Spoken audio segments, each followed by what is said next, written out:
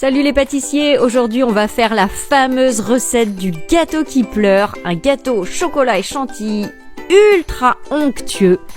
Donc bien si vous savez pourquoi on l'appelle comme ça, dites-le moi en commentaire, je laisse le suspense jusqu'à la fin de la vidéo. Alors pour le réaliser, on va commencer par faire une génoise au chocolat, donc vous fouettez ensemble les œufs et le sucre, vous ajoutez du lait, de l'huile végétale, une pincée de sel et vous fouettez bien tout ça.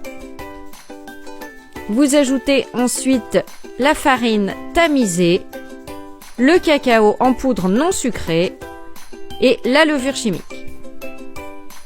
Vous incorporez bien le tout avec une maryse en allant à chaque fois chercher la préparation au fond de la cuve et surtout vous essayez d'avoir la préparation la plus homogène possible. Vous versez le tout dans un moule 20 x 30 cm beurré et vous enfournez. Dès la sortie du four, vous piquez le gâteau avec une fourchette, vous faites chauffer du lait et du cacao. C'est une recette que j'ai prise sur l'e-book de Daily Cuisine du pack cuisine qui est à vendre en ce moment. C'est 57 e-books de cuisine pour 29 € au lieu de 574. C'est vraiment une super promo, je vous mets toutes les infos en lien. Donc vous versez le chocolat sur le gâteau et vous laissez absorber tranquillement au réfrigérateur. En attendant, on va préparer la crème chantilly. Donc vous fouettez de la crème liquide sur vitesse lente ou moyenne. Vous ajoutez un petit peu de sucre, vous fouettez encore quelques secondes.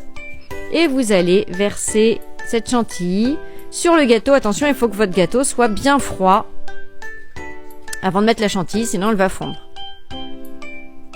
On termine par la ganache, donc vous faites chauffer de la crème liquide, vous la versez sur le chocolat et vous mélangez jusqu'à ce que le chocolat soit fondu. Vous attendez que la ganache refroidisse. Attention, n'attendez pas trop, moi j'ai attendu un peu trop longtemps, elle était un petit peu trop figée. Normalement, elle doit être plus liquide que la mienne et vous la versez donc sur le gâteau. Là, vous allez placer votre gâteau 4 heures minimum au réfrigérateur. C'est vraiment très important parce que, c'est la spécificité de ce gâteau, en plus d'être délicieux, c'est qu'il pleure. C'est parce que la ganache qui est sur le dessus, en fait, tombe quand on le découpe. Et je vous assure que j'ai eu énormément de mal à le prendre en photo. Il a bien failli me faire pleurer pour de bon ce gâteau. Parce que c'est seulement la dernière part que j'ai réussi à faire tenir ma ganache pour pouvoir vous la montrer correctement. Mais regardez-moi ce moelleux, c'est vraiment un gâteau de dingue.